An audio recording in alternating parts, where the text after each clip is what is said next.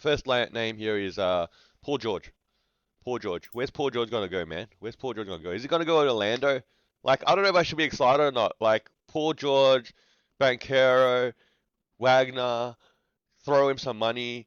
And then I've seen all the social media memes that every time we sign a vet, it's gone pear-shaped, including pictures of Patrick Ewing in a Magic uniform, Sean Kemp when he was like, 400 pounds. Who else did we sign? Serge Ibaka did nothing for us. And we've had, let's be clear, there's other names that come through our doors. Vince Carter, Gilbert Arenas. Is Paul George going to be in one of those categories, or is he still at a point of his career where he's going to be able to get us into the top four in the East and get to the conference finals, perhaps? I think the two teams that are, well, I'm going to say three teams. I think three teams are poised to make a big name acquisition. One of them is the Lakers by default. I just feel like the Lakers always find a way to get themselves on a headline, and they can't ever stay put on a team. So I could see the Lakers picking up Paul George. They've got nothing to do for Paul George. What are they going to do for Paul George to get him to there? Look, I'm parking that there. If something happens, I get to be clairvoyant. If nothing happens, we don't mention it. If LeBron doesn't pick up his extension, then they have cap space to sign Paul George. Is that what you're saying? D'Angelo Russell has some movement as well. I would say OKC. I just think OKC's draft capital, their variety of contracts that they've got, that's another team where you could see having an acquisition. And it would be pretty funny if Paul George goes to OKC and the Clippers have nothing to show for it, and OKC has everyone. But yeah, Orlando is another team that feels primed to do something. If Paul George goes, I don't think OKC should swing for Paul George. Do you think OKC should swing for Paul George? Because I don't think they should. I have no issue with that. I think because I feel like this would be a Devin Booker in Phoenix situation where you have a clear-cut superstar in SGA plus a young surrounding cast like you guys had with Mikal Bridges and Aiden. Whether you want to say Aiden was a sidekick superstar, all-star or not sort of caliber player, that's another conversation. But you guys had that, and you guys sort of then decide to go, swing for the fences in that sense. It has not paid off for you guys. Right now, OKC are in a good spot. Right now, they do not need Paul George. Paul George does not help them. Paul George isn't KD, and I think you look at their depth, for example, and there's not a lot of shot making outside of SGA, and you saw that in the Dallas series specifically. That's where Paul George slots in. I think Paul George is older and more mature now that he doesn't have to be a star player, but also we know he's not a star player. So I don't think he comes in like a KD. KD, as you've referenced, it is a legitimate debate. Is he the best player on the Phoenix Suns because of his history, but also his offensive repertoire, that he and Booker are competing, right? I'd even make a case and say it was the acquisition of Beal that doesn't make sense. For OKC, their second best player in the playoffs never scored above 13 points. And when you think about what pushes them over the edge, well, Alex Caruso is not doing that.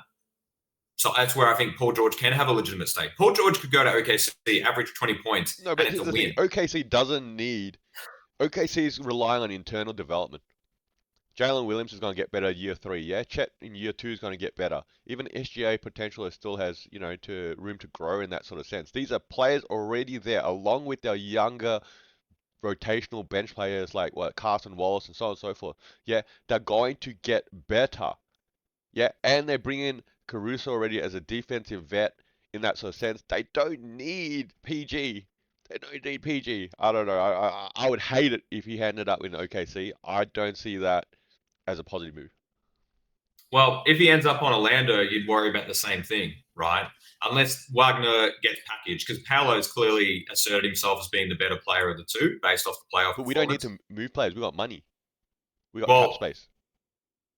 I feel like having Paul George, Paolo, and Wagner is wasteful in of itself, and that's the other issue.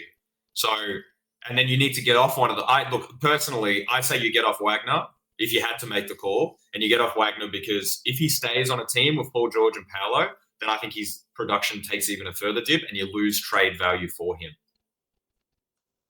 But then again, this new collective bargaining agreement, maybe we're about to have a really interesting offseason where one-for-one trades come back. Because that's the other thing that I don't think people really talked about.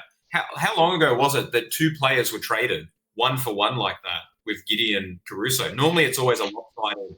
We get 2 picks and the player, and you get 1 player in return for salary purposes. Like, you don't get 1-for-ones very often. I think this second apron stuff that I sort of understand, but admittedly, listening to experts talk about it helps me understand it better. I think there's going to be some really interesting off-season moves. I think PG's best fit probably is Philly. And I would love to see him going to Philly. That's my pick. I think that Philly are getting desperate. Yeah, and they sort of need to, yeah, because Embiid is their centerpiece, MVP caliber player when healthy. Okay. And Maxi is a good piece, but he is yet to, and he's 23, okay, and he's going to get better still too. Great, okay, but he's yet to show that he can carry the whole workload by himself. Yeah, when Embiid went out, Sixers sort of crashed. Yeah, and I think PG is a better fit for him there, and landing there in a potential win now, at least in the East situation, as long as we stay healthy. All right, and that's where I think he's going to end up, and I think that's his best fit. Yeah, I think his days in Clipperland is probably numbered, and so should be. Is anyone saying Clippers going to win the 2025 championship with Kawhi, PG, and James Harden now in their mid-30s? I don't think so. Well, you've seen it long enough, right? And that's probably sometimes the thing. That's maybe why we didn't feel very happy about Boston, is because we've actually seen it long enough that they kept getting to the conference finals and the finals that, well, they had to win one. Like, because there's enough history to say it's going to happen. Whereas with the Clippers, our history with the Clippers is Kawhi gets hurt every playoffs and he doesn't last. And the closest they came was in 21 when they made it to the conference finals. But unfortunately, they'd already lost Kawhi by that point too. So, that's what we know about the Clippers. And Harden and Westbrook didn't push the needle for them. Not that anyone should have expected that, because again, the history of Harden is that too. And like, I guess when we talk about what are the implications for next season, OKC already got to the second round on their first crack at it, and they're only going to get better. Indiana should only get better.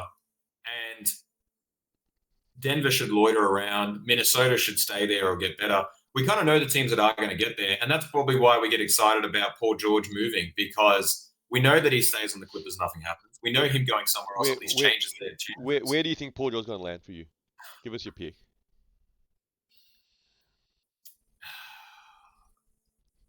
I think Philly. I actually think Philly, because I think the coaching aspect is probably what's going to tip it over, right? I think having Nick Nurse as a coach, I think he fills in the Tobias Harris role better than Tobias Harris did, and that's the big piece that's going out for them. They don't have his contract on the books anymore. I think the appeal of playing with Embiid and Maxey, which is an interesting combo where all 3 of them are pretty potent, but Paul George should know that he's going to get a bit of a run and still be able to bid for an all-star push, because Embiid won't play the full season and him and Maxey can do their thing.